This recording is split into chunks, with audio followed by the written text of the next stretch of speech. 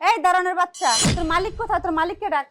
Madam, আপনার যদি কোনো কিছু দরকার হয় সেটা আমাকে বলে, আমি ভিতরে গিয়ে স্যারকে বলছি। কি বললি? তোর মতো একটা ছোট লোক ঝাড়ুদারকে আমি বলবো আমার প্রয়োজনের কথা?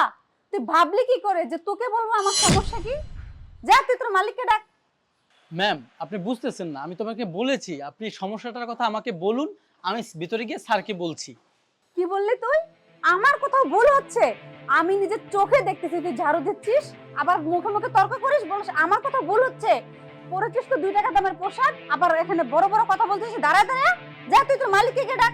ম্যাডাম, সম্মান দিয়ে কথা বলুন, আমি তো আপনাকে অসম্মানের কথা কথা বলিনি। আপনি এইভাবে কেন আচরণ করছেন? কি বলে শুনেছিস? ওকে না আমার সম্মান দিয়ে কথা বলতে হবে। আরে তোকে যদি আমি সম্মান দিয়ে কথা বলতে যাই না, আমার যে একটা স্ট্যাটাস আছে না, এটা লো হয়ে যাবে। বুঝতে পেরেছিস? বেশি কথা না বলে তুই তোর মালিককে গিয়ে ডাক, যা ভাগ। এই তুই বেরোছিস কেন? ওরা কিছু বল। এই ছোট লোক বাচ্চা, তোরে কি বলে তুই শুনিস না?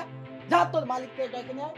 ভাইয়া, আমি বিষয়টা বুঝলাম না, আমি বারবার বলছি যে আপনারা আমাকে বিষয়টা বলুন, আমি ভিতরে গিয়ে স্যারকে বলছি। অ্যাটলিস্ট আপনি বিষয়টা বোঝার চেষ্টা করুন। তোর এত বড় সাহস, তুই আমার সাথে মুখে মুখে সেই কখন থেকে কন্টিনিউয়াসলি তর্ক করেই যাচ্ছিস।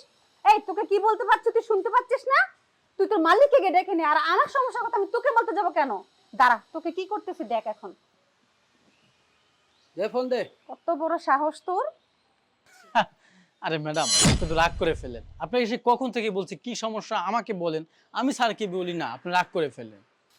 তোর এত বড় সাহস, তোর এই নোংরা হাত দিয়ে তুই আমাকে ধরলি? আরে রাখেন ম্যাডাম, অনেক হয়েছে। এই সাহস আমি আর বাপেকেও দেইনি, আপনি তো দূরের কথা।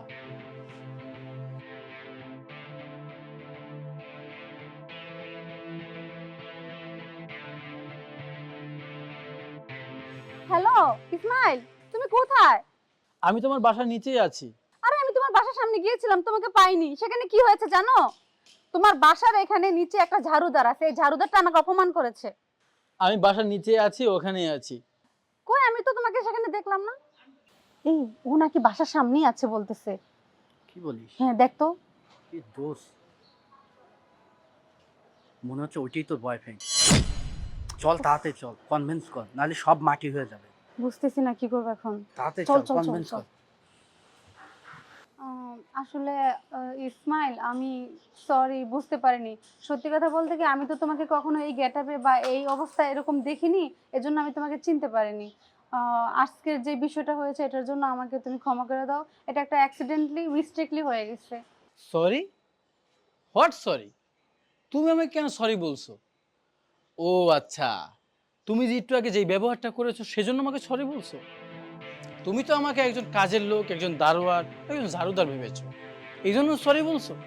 যখন তুমি জানতে পারলে আমি কোনো ঝাড়ুদার না, দারোয়ান না, আমি তোমার বয়ফ্রেন্ড, তখনই দৌড়ে এসে সরি বলতে মন চাইছে, তাই না?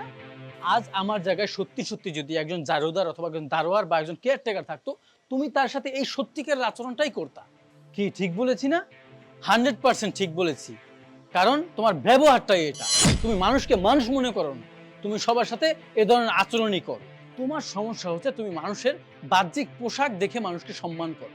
এসব চিন্তা ভাবনা মাথা থেকে বাদ দাও। একজন পরিপূর্ণ মানুষ হও, সে যেই হোক তাকে সম্মান করতে শেখো। সে হোক কেয়ারটেকার, সে হোক দারোয়ান, সে হোক বাড়ির ঝাড়ুদার। ভাইয়া আসলে আমরা ওই সব, আমি খুব ভদ্র ঘরের ছেলে, আমার পরিবার আমাকে আর শিক্ষা দেয়নি মানুষের সাথে খারাপ ব্যবহার করা, তাই তোমাদের সাথে এর বেশি কিছু বললাম না। যাও, চলে যাও, এই মুহূর্তে এখান থেকে চলে যাও। ইসমাইল, আমার একটা কথা শোনো। যাও বলছি, যাও।